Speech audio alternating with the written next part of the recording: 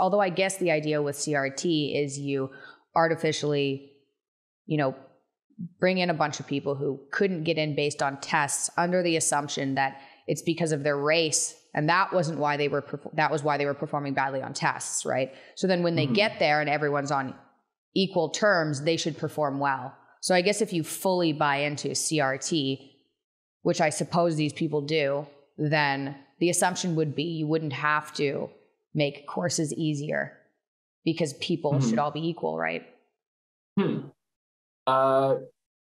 I guess, yeah. And then the alternative, what CRT people do, and this is like a very clever maneuver, is what happens is that we see that there are strong differences right now in average SAT scores, for example, by race. Asians score the highest as an average SAT score, then whites, then Latinos, then Black Americans. There are a lot of reasons for that. Nothing to do with race, nothing to do with race themselves, everything to do with the environment of the school, the environment of the culture that you grow up in. But CRT people will see this and then they say, well, the reason why is because the test is racist, obviously. Obviously, the test is stacked against Black people. That's why they're performing lower. And the ironic thing about this is that that's actually the most racist thing you can say, to say that Black people are inherently less good at taking tests than other people. It's the exact same test. It's administered to everybody. It's a test in math and English, and by saying the test is racist is actually admitting the natural inferiority of a certain race, which is just the ugliest thing that I could imagine. So CRT, I think, in an effort to be anti-racist, actually becomes racist. Oh, yes, certainly.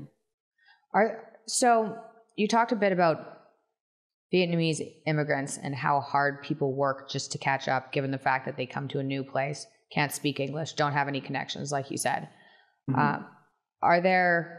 Have you found or spoken with anyone that had ways to help people along that are naturally in a more difficult place? Because everyone can agree that if you grow up in a white family that already has educated parents, that has a whole bunch of money, that's going to make your life easier in that way growing up than being raised by immigrants with no money who don't speak English. Obviously, those are two different situations, and one is going to be more difficult.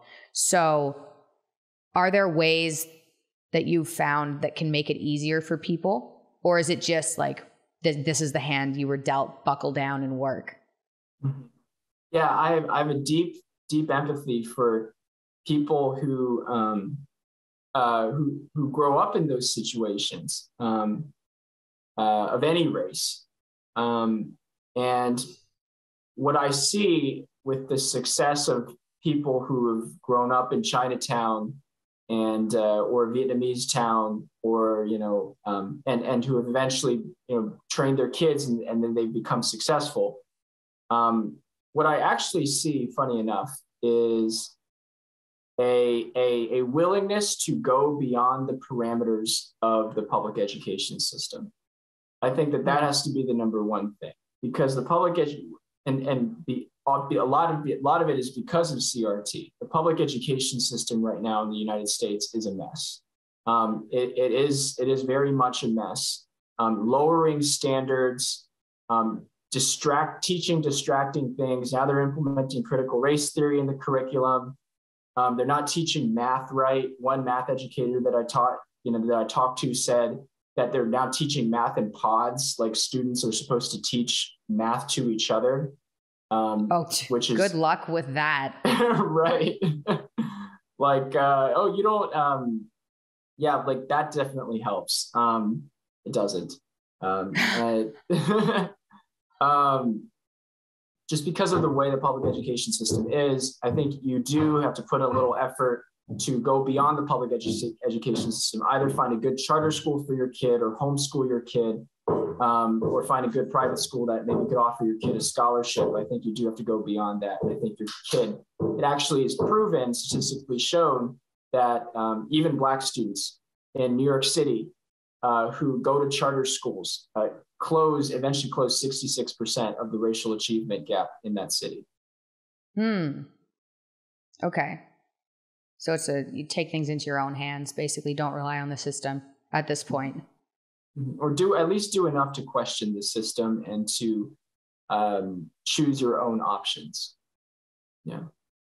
Dad and I have an interesting project going on in the next year or so where we're going to be bringing people on and building online courses.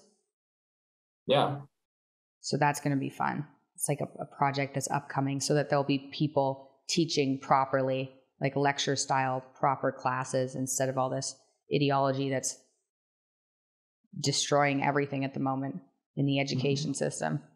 Do you think it's better to do like private schools or Catholic schools or something? Is there anywhere that CRT hasn't infiltrated, or is it everywhere at the moment?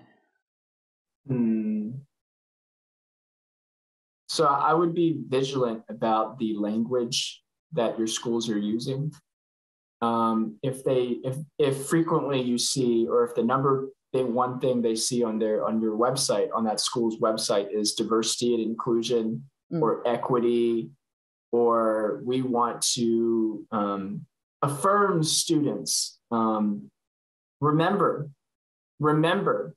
that is the exact language that is used in the critical pedagogy literature, in the sense that they're trying to make students sort of be wide awake to all of the structures that are oppressing them. And the term inclusion implies that currently society or whatever, or the world, is against you or is excluding you. So it's actually appealing to your sense of marginalization. If you see language that is appealing to your kids' sense of marginalization, I would avoid that.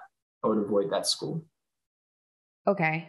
It's happening too. It is happening in private schools too. There is an elite private school in Boston, Massachusetts called the Windsor School for All Girls that I got a chance to, as a journalist, I reviewed some of the diversity, equity, and inclusion documents, and the language is all about deconstructing systemic racism, and we want to deconstruct linguistic racism, which is basically, how are you going to get a job? Like, what's the long-term plan with this? You go to university and they teach you how to deconstruct literature. How is anyone going to pay you to do that? They do. So